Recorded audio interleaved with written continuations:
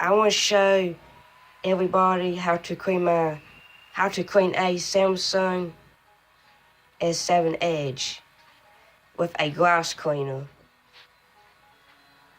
And this is what I use to clean my phone, and it looks very good if you want to clean your S7 Edge or any phone. So I'm going to show you how to clean your phone. Just take a little Kleenex or napkin or whatever you want to use at your house, or paper towels, and hold just a minute. So I got some Kleenex, and then we're going to put a little bit on the Kleenex like that. You have to shake it up first if you got that. There we go. And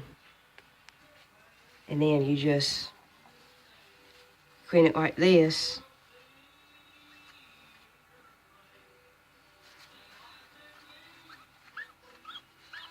And then front and back.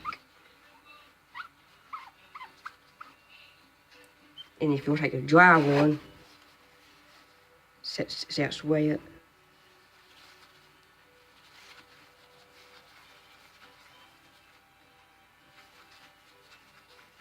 And there you go. That's how you clean your S7 Edge.